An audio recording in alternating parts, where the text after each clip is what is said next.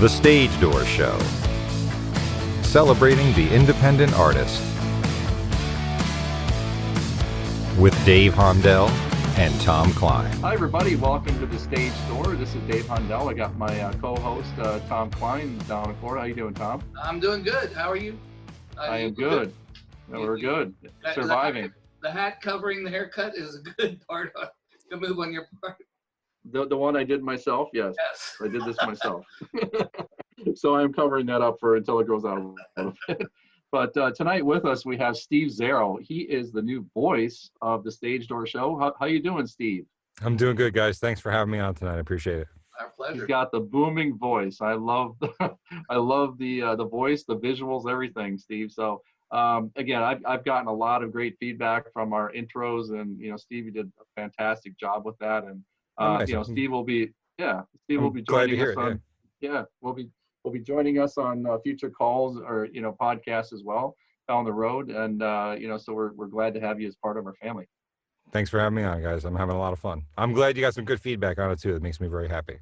Yeah, we have. I know you do voiceovers and a plethora of different voice acting jobs. So talk about some of the jobs that you've done, and talk about some of your favorite types of work to do. Well, my voice acting actually began more out of necessity. I've been an actor for more than half my life, and I was one of those kids who watched TV endlessly as a child, all sorts of content, some age appropriate, some not age appropriate.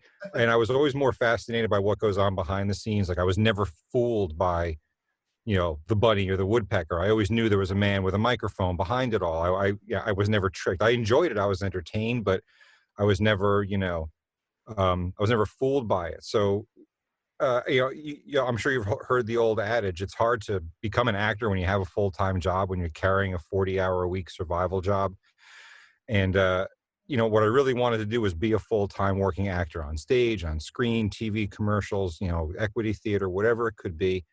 And the problem became, how do you unload a day job but still pay the bills and keep the lights on and become an actor? How do you do both?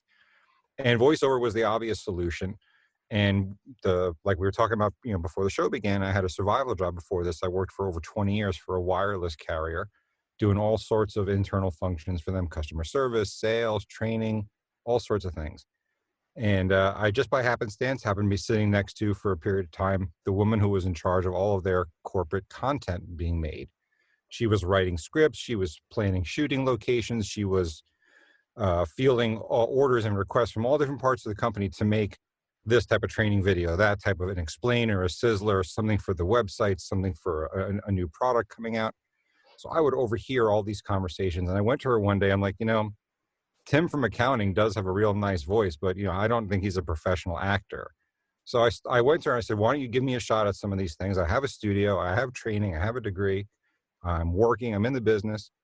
So we did it. And I got some on-camera stuff with some wireless training videos, some corporate industrials, and I did some of their voiceover stuff for their training videos. And they loved it. The people who in leadership who received the final product were like, whoa, where did this come? We've never... They've always gone to internal people, because they always have a team on salary internally that does this. So they never went to third-party vendors. So they never had professional narrators. So as an employee, I didn't actually get paid. I did it sort of pro bono as a way to get into into voiceover, get a little practice, experience under my belt, and have a not small client on my roster. But it was early pro bono work, like a lot of voice actors do. But it led to great things. It got a lot of great feedback and response. It went on my website. It became part of my promotional material.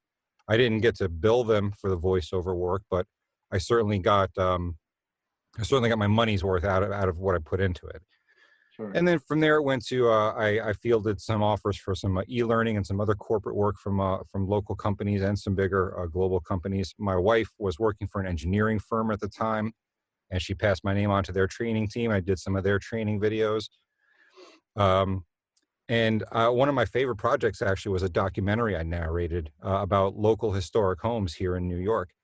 And I just happened to, my wife just happened to stumble across an article written by the woman who was directing the film. And it was all about these Revolutionary War homes that had been torn down and others who were in danger, and they wanted to preserve them and stop the demolition and all that. And the woman was trying to get donations to make her film. And I was very opportunistic back then. I contacted her and said, "Look, you know, I'm a Rockland native. These are homes I appreciate. I've been around here all my life, and I'm a professional actor and a studio owner. I don't have any money to give you because, like I said, I'm a professional actor. Yeah. But I'm happy to donate my studio time and my performance if you don't already have a voice person." Yeah. So I got the gig. It was a full 30-minute documentary film that went to festivals and everything. And it was, you know, one of the earlier, bigger, more unique projects I got the opportunity to work on. So I managed to piece together a unique arsenal, a unique portfolio of diverse voiceover work that I procured all by myself and recorded and engineered right here myself as well. I didn't go to a studio for any of it. That's amazing. I mean, yeah, your work is amazing, you know, Steve, and you know, and also talk about what you're doing right now during the quarantine. I know you have little ones around, and you know, how has that been with trying to do voiceovers and having the kids around? Because I know you're playing chef and Oh, teacher, and what else? What Yeah. aren't you doing? oh my God. Well, you know, before the show began, I was working on my juggling act. Yeah, right. Oh man, let me tell you. Okay, so I've been home. I've got a 5-year-old. My wife and I have been home with him for over a month and a half at this point. Does your wife go to an office, or are you both there? She was laid off from her job on March 17th. So it was Great St. Patrick's Day. right. Timing was unbelievable, man. So it was actually Friday, March 13th, where the school closed for the first day of what became the current quarantine situation. They hadn't identified it or established any time frame then. They just sort of sent the kids home on Thursday. We got an email late Thursday night, said they're staying home tomorrow. We're working on something, you know, don't buy green bananas. They were really sort of just like, we don't know what we're going to do yet, but, you know, don't, there's no bus tomorrow. Right.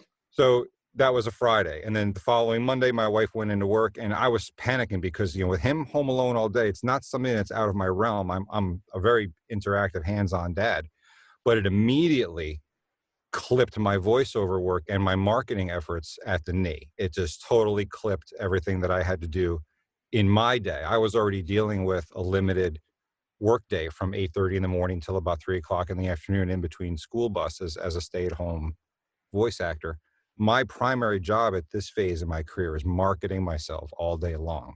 Emails, phone calls, LinkedIn, production houses, filmmakers, directors, content makers, e-learning people, the instructional designers. I got to find everyone and anyone on the planet who makes content of any kind.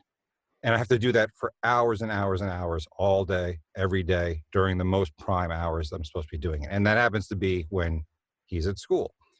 So it's like trying to cram 10 to 12 hours of hard work into about 7 hours a day.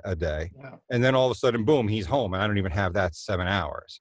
Yeah. And I believe me when I tell you, no matter how competent or confident I sound about it right now, I went through a process of panicking where I'm like, I don't know how I'm going to do this. Now more than ever, I need to, you know, have this sort of get this rocket into orbit, a high orbit quickly.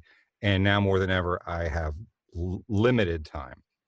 So many people view this as some sort of a benefit or a vacation, and they're fortunate enough to be in a situation where they can reap those benefits and those gains from it. They have older children, maybe they have an established business that's successful, or whatever the situation is. Their biggest concern is Wi-Fi bandwidth, workspace in the house, and not running out of wine. Here, it's not quite like that. Right. Although the wine is a concern. But so it's challenging. And we went through a process. And so a few days later, my wife lost her job and we started to split the task of homeschooling him. Sure. The school provides lots of resources. They do Zoom like we're doing now, that with the kids live, a kindergarten class, there's 25 kids on Zoom every morning for a half hour. It's chaos, I got to tell you. Wow. Yeah. I've heard. They're making it work. Nobody's on mute, right? No, well, she does a thing where all the kids are muted for one session and she unmutes them one at a time as they raise their hand. But then she does like one-on-ones and one-on-fours with them where they're all live the whole time. Sure. And it's just, I want to take an Advil just talking about it. So it's been tough. And my biggest concern at this point, I'm actively working very hard to make sure that I put my son's cognitive awareness of this whole situation at the highest level of priority. Like, I don't want him traumatized by the whole situation, and I don't want him traumatized by my reaction to the situation. So I'm just trying to keep it cool and chill, and I make sure he gets his schoolwork done, but I don't ram it down his throat, because he's in kindergarten. If he falls a little bit behind, they'll get caught up. It's not none of this schoolwork is do or die stuff, right? So at his age, it's more important that he's not feeling pressure, that he's not feeling stress and strain from this, and that at as much as humanly possible, we don't show the wear and tear. And how is that's where being a trained actor is really come in handy the last 6-7 weeks. How is he handling it? And what is the impression of the other kids? Are they all? I'm sure it's all over the map. It's hard to say because we really only have contact with the other kids for a few minutes a day. I think he's handling it pretty well. The times where he's not handling it great are directly correlated to the times where my wife and I are not handling it great, where we're either feeling strain or pressure, or we're having difficulty controlling certain paths of thought, or where we're pressuring him a little too much on the school, and where we need to adjust and tweak our levels a little bit. That's when he has a tough time. So when we notice him pushing back a little bit or getting stressed or freaking out or getting upset, we immediately pump the brakes and back off. And that took a couple weeks to sort of calibrate as well. Well, it's a novel virus and it's a novel time. Like, as a parent, like, my children are grown, Dave's kids are grown. I can't imagine going through what you're going through right now when my kids were that age. And nobody has ever had to, that other than maybe 100 years ago during 1918, and that right. I mean, to call this unprecedented is not a misuse of that term at all. I mean, none of us have any sort of training or background or experience to get through this. Right. Yeah. We're all just sort of totally winging it. The worst part is, if you think of something, the furthest back I could think where the most closely related scenario like this occurred was the Great Depression, which this may very well be the beginning of the new and the next one. I think it is. But at least back then, people had the opportunity to band together. You watch Depression era films like something like Cinderella Man, the Ron Howard movie. One of the prominent themes of all of the Depression era footage of the show of the struggling neighborhoods and struggling families is their togetherness. Right. And that's the one thing we don't have available right now. So it's very, very challenging that way. Well, I want to say I appreciate what you said about not being able to imagine what I'm going through with a 5-year-old, because I don't get any feedback like that from anybody else. I have cousins and older brothers and family members with grown kids, and I'm sure everyone's going through a different type of challenge in some way, shape, or form. It's not the same for everybody. But that's the first time I received any kind of sort of empathy coming my way for the challenge of being home with a kid. I don't want to endanger him and send him back to school when it's not safe. Right. But God in heaven, I need the kid to go back to school bad, and not for selfish reasons, for practical, pragmatic reasons. So it's hard. It's hard. I feel guilty for feeling that way. No, you shouldn't. No, I don't think so. And actually, what you brought up, it just struck something in my head. The Black Plague, or whatever the hell it was called, Spanish flu in 1918, which immediately predated the Great Depression. I mean, I think this is kind of, we're like repeating that moment. We're having where everybody was wearing masks and thousands are dying. And because of that, the economy's crashing, and, bingo bango, here we are. No. Yeah. It's all cyclical. It's all connected. This isn't, even if all these quarantines get released, and even if the curve flattens, the ripple effect from this it hasn't even begun yet. This is going to be years and years that we're still going to be talking about. It'll be a decade. The 20s are going to be what the 20s were 100 years ago. Right, exactly. The only thing that's going to make them roaring is that people are going to be like, man, I'm glad to get out of this effing house already. Well, sorry, I don't know what your profanity rules are, so I apologize. You say whatever you want. All right. Say whatever you want. But no, I was just going to say that, everybody's affected no matter what, whoever they are. you know, are affected by this. But, you know, I do feel for the parents because, you know, of a small child, because, you know, when I know how tough it was when I had, my kids were 5 and 3. I remember how tough it was even in normal life. I mean, without a pandemic going on. Right. Now throw in the fact that, you know, people like self-employed people, or people that are forced to work from home, or people that are forced to do schoolwork with their kids. I mean, that's just compounding the hard nature of being a parent in the first place. And then you're doubling that by having to do what you're doing. I mean, God bless you. I mean, really, Thank you. Oh my God. I really can't even imagine, you know, having to go through what you're doing. And the fact you live in New York, so it's not Yeah. like you're living in the suburbs where, you know, you got like, you know what I mean? It's like, Yeah. you live in New York. Well, I'm not in Manhattan. I'm about 25 minutes outside of Manhattan, but I mean, we Still are. New York. This is, yeah. I mean, this is. I know people who York. commute from 3 and 4 times the distance. Yeah. I mean, this is, even though I'm not in the city. Right. I mean, everyone around here lives in or works in the city. Yeah. Commutes. I mean, I'm sure it's very accessible. So people we're in that who ring. Yeah. You know, people who have had, you know, I'm sure if you're in New York that close, you have to know somebody that's contracted it, going through it, whatever. I mean, you guys are the epicenter. Yeah, I know a couple of people. I know one girl who works in healthcare. She used to work with me in wireless years ago, and she's in healthcare now. And I think she's on the recovery end of it. It's been a few weeks and she's coming out of it, but yeah, she said it was rough. It's tough right now too, because we just don't know what to do with the kid. He can't do 8 hours of schoolwork a day. He doesn't have enough, and he's 5, you know, he doesn't have the brain power for that. So we try to hammer it all out in the morning when he's the most alert and the most awake, and when we have the most bribing ability. And then but then the challenge becomes, okay, after lunch, after we finish our lunch, what do we do now? And he's 5. He's used to all this structure from daycare and preschool, UPK and kindergarten. And my wife and I are, you know, we're barely functioning adults at this stage, right? So he's looking for structure from 2 people who are just like, I don't know, can I go curl up in my mother's lap and suck my thumb for an hour? Like, I mean, that's what I want to do some parts of the day as a 45-year-old adult. Like, I'm overwhelmed by this, but so we just don't know what to do. And everything is closed. State parks are closed. County parks are closed. We have done more hiking in the past 3 weeks than my wife and I did in the years before she even got pregnant. Because the local trails around here they're plentiful, they're accessible, and they're the only thing open. What's your favorite work? It's hard to say. I really kind of actually get an interesting little joy out of doing things like corporate video and e-learning, whether it's academic or corporate related e-learning type online training videos. They're interesting and they're unique. It's not the most interesting content in the world, but when I worked for the company and I was in sales and I was in training, I used to facilitate classes like this.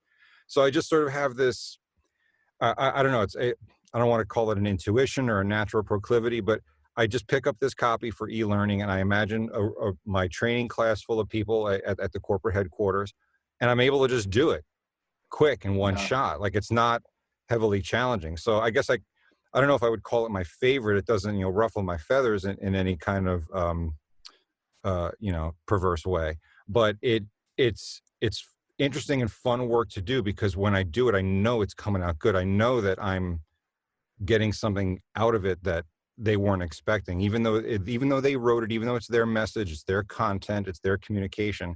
When they hear how it sounds, they invariably every time go, oh, I hadn't thought of it. You know, like they pick up something from my narration that they didn't even realize that they put in the writing themselves.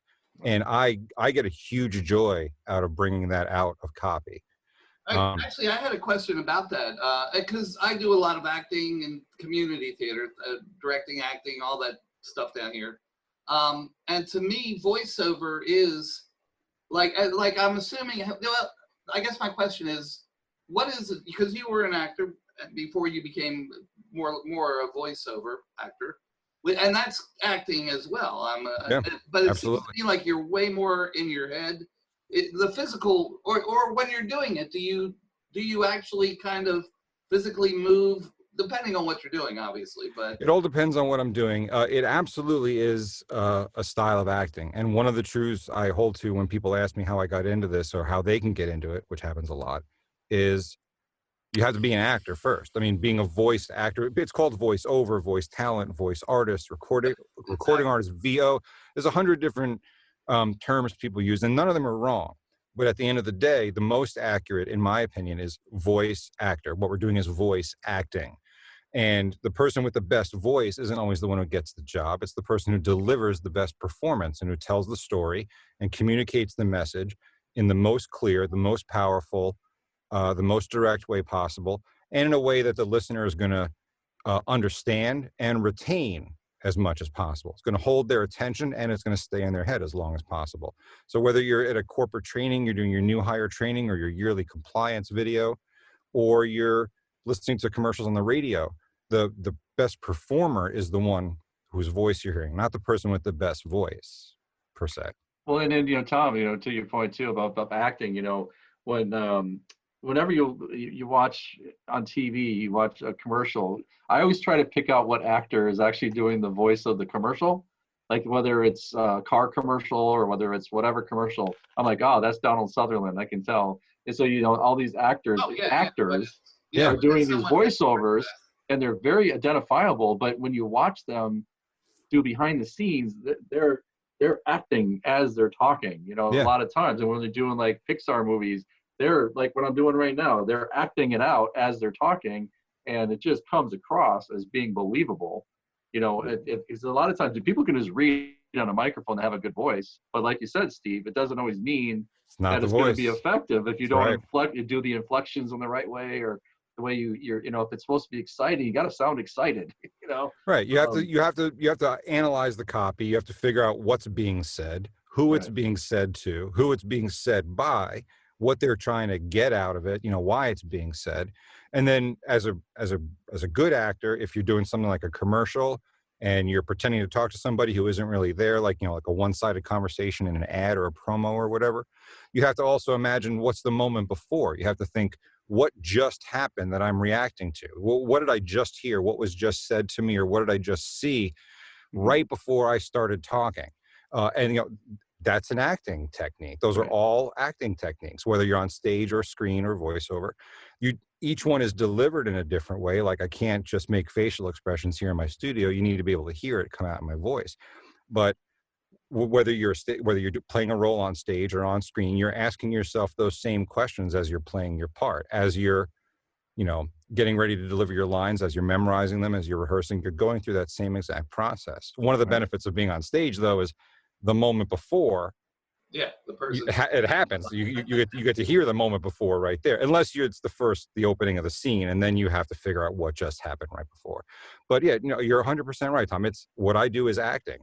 Even boring, drab corporate copy, I still have to perform it. I have to make sure that the people listening to the training video about the new code of business conduct or whatever it is, I'm telling them a story. There's a beginning, a middle, an end, and a meaning. There's a point, and I got to make sure that they get it all. And I will tell you, having sat through God knows how many corporate training videos, a bad voiceover guy who is just monotone will put me to sleep in the blink of an eye. And I love it when there's somebody who does have that good voice, and you're like, oh, I'm actually drawn in. Right. I get to turn off my headset for 15 minutes and do a training video. That was already a good enough perk. Now I get to not be put to sleep by it, which is even better. I did one I'm very proud of. It was for Coach USA, Coach Canada, and Megabus. And it was a video all the drivers were required to watch about not idling your vehicle as long. And it was very environmentally conscious about saving the ozone and not, with the exhaust and everything like that. And I just imagined myself, and at the end of the video, they got to tell the driver, okay, now that you've done the video, you could print this out, hang it up in your bus, hang it up on your window, hang it up in your desk, whatever. Be proud that you're now certified, idle-free, whatever. It was pretty cool. And I just imagine myself sitting in the front seat of each bus and talking to each driver directly, one at a time, telling them this. And that was how, that was how I just made it effective. And when they got the copy back, they were like, man, this was perfect. And it just makes me happy when I know that I got it on target. I ask a lot of questions. It gets annoying sometimes when I work with a client. I'm like, how does it sound in your head? Who do you hear? What is it? I try to find out how the movie or how the audio has already played in their head, what they've already seen as the as the creator of the Right. content. And if Sure. I can tap into how they've already seen it in their heads, then it comes out great. I would guess you also occasionally have that, like, I can think of 4 or 5 different ways to deliver this. And the beauty of when you're recording it is you can do it each way and go, which one works? Yeah. I'm thinking. Right. So it would be Yeah. fun that way, kind of just exploring the character, you know? Right. Which you don't get to do. That's actually rehearsal in theater. You know, it's like, I'm going to try it 5 different ways, director, tell me which one you want. Right. Exactly. So, but you get to do them all and then go, you guys edit it however you feel it. Right. It goes to a room full of people. They get the audio. They say, "Oh, he sent us 3 different takes on slide 5, and 5 different takes on slide 7." And they plug them in. They try them all out, piece it together. You use whatever you want. You're paying me. Take it. It's fine. I want them to be satisfied. I want them to get more than what they need.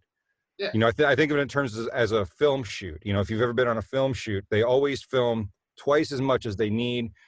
Angles, coverage, do it again, do it over here. Do these 10 pages, and then it all gets cut. So Right. I give them more than what they're going to need. It's no skin off my neck. It's not. It's part of the full pack, part of the service, I guess. Dave and I made a movie together about 10 years ago, and I wish we would have shot more. It was a learning. Dave's done a bunch. That was my first time doing that. In hindsight, I wish we would have, because I was looking at a lot of it going, that was perfect. Let's just roll with it. Right. And Right. In hindsight, we got it. Yeah, we got it. And you look at it a week later and you're like, oh, you know what? I didn't see that in the background, or I didn't know. Right. Then it's too late at that point. Yeah. Once you do that type of project once and you go through that experience, you really understand all those behind the scenes footage, what all the hurry up and wait is all about. That's right. Why are there all those people? Why do they have to pay somebody a year's salary to stand there holding a piece of white paper? Like, you really understand why so much goes into it once you try to do something like that yourself. That's very true. You always wish you had more. If you go into the editing room with not enough, There's nothing worse. It's tough. I've done it in audio. I did it when I used to do videotape editing in high school and college, when I used to make content back in those days when it was VHS tape to tape, frame by frame. But if you don't have it, you just don't have it. You're right. Yeah. If you weren't rolling when the kid scored the layup or hit the half court, 3-pointer or whatever at the end, then no one's gonna know about it. You can't recreate that. Yeah. That's it. How much of what, when you're doing the voiceover, how much of it do you have a guy with a cue card standing there, or do you hold a script, or do you get off the hook, or how do you do No, I am rolling a solo cracola here. I am I'm the beginning, middle, and end. I get the copy via email, and I'll either print it out or I'll bring it into my booth here. This is a whisper room. This is basically a fully enclosed, top and bottom, left and right, 4-side, soundproof enclosure. That's what I need.